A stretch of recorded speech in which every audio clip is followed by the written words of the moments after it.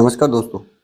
अगर आप stock market में इन्वेस्टमेंट करते हैं या डायरेक्ट इक्विटी में इन्वेस्टमेंट करते हैं तो आपने अपर सर्किट और लोअर सर्किट का नाम पक्का सुना होगा। तो अपर सर्किट और लोअर सर्किट क्या होता है ये जानना आपके लिए बहुत ज़रूरी है।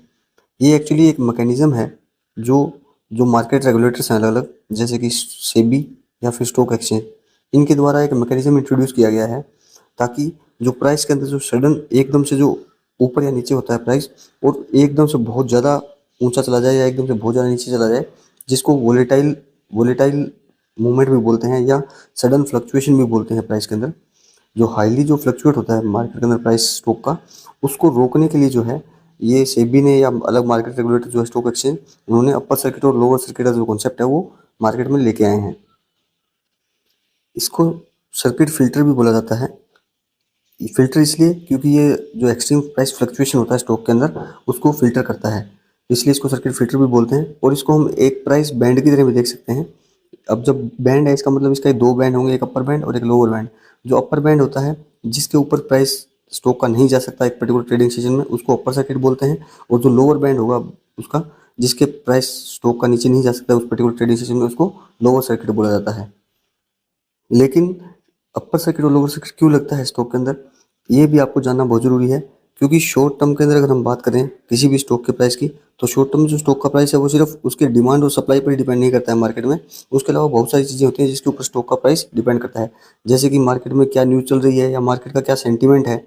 उसके अलावा पॉलिटिकली जो देश की कंडीशन है उसके ऊपर भी चीज़ें बहुत निर्भर करती हैं। उसके अलावा जो मेडिकल अगर कोई इमरजेंसी आती है या उसका कोई न्यूज़ आता है, जैसे कि हमने हाल ही में देखा था कोविड जो आया था, कोविड के कारण क्या है कि एकदम से स्टॉक का मार्केट जो है वो बहुत ज़्यादा क्रैश हो गया था या बहुत ज़्यादा नीचे चला गया था। तो ये सब चीज़ें भी है जो शॉर्ट टर्म में किसी भी स्टॉक के प्राइस का जो एकदम से ऊपर या नीचे होता है उसका कारण बनती हैं। तो जब एकदम से प्राइस ऊपर या नीचे हो सकता है, उसके कारण क्या होता है कि जो बड़े बड़े इन्वेस्टर्स होते हैं या जिनको प्लेयर्स बोला जाता है या ऑपरेटर्स बोला जाता है, वो क्या करते हैं कि इस केस में एकदम से जो स्टॉक का प्राइस है उसको बहुत ज़्यादा स्पीड से ऊपर या नीचे लेके जा सकते हैं और बहुत ज़्यादा लेवल तक नीचे लेके जा सकते हैं या ऊपर लेके जा सकते हैं। तो उसके कारण होता क्या है कि जो छोटे निवेशक होते हैं या छोटे इन्वेस्टर्स या रिटेल इन्वेस्टर्स होते हैं वो फंस सकते हैं इस स्टॉक के मूवमेंट में। तो उनकी जो इंटरेस्ट है उसको नुकसान ना हो उसके लिए सेबी ने या जो अलग रेगुलेटर्स हैं उन्होंने ये कॉन्सेप्ट जो है प्राइस बैंड का लेके आए हैं। जो सर्किट फिल्टर या प्राइस बैंड होता है जिसमें अपर सर्किट और लोअर सर्किट लगता है, वो हमेशा जो लास्ट का जो क्लोजिंग प्राइस होता है उसका हमेशा परसेंटेज होता है। और ये परसेंटेज लास्ट क्लोजिंग प्राइस का 5% भी हो सकता है, 10% या 20% भी हो सकता है।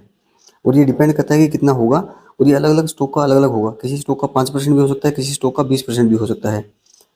अपर सर्किट क्या होता है कि जो प्राइस बैंड का ऊपरी हिस्सा है, यानी कि किसी स्टॉक के अंदर कितना परसेंटेज मैक्सिमम प्राइस ऊपर जा सकता है उस पर्टिकुलर ट्रेडिंग सेशन में, 5%, 10% या 20%, वो उसका अपर सर्किट होता है। मान के चलिए किसी स्टॉक का प्राइस जो है 500 रुपये था लास्ट क्लोजिंग प्राइस, और उसका अगर 20% प्राइस बैंड है तो उसका मैक्सिमम जो प्राइस है वो उस पर्टिकुलर ट्रेडिंग सेशन में जो है वो 500 का 20% यानी कि 100 रुपये, यानी कि लगभग 600 रुपये से ऊपर नहीं जा पाएगा। उसी तरह अगर 20% उसका प्राइस बैंड है तो लोअर सर्किट भी उसका 20% रहेगा, तो यानी कि 400 से नीचे नहीं जा पाएगा।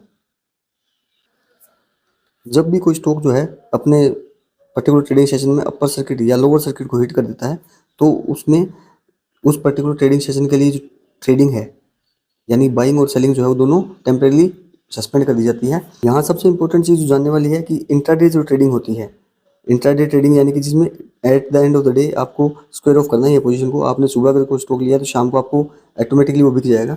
लेकिन अगर किसी सर्किट ने अपर सर्किट या लोअर सर्किट मार दिया तो उस केस में क्या होगी, उसकी ट्रेडिंग जो है वो बंद हो जाती है।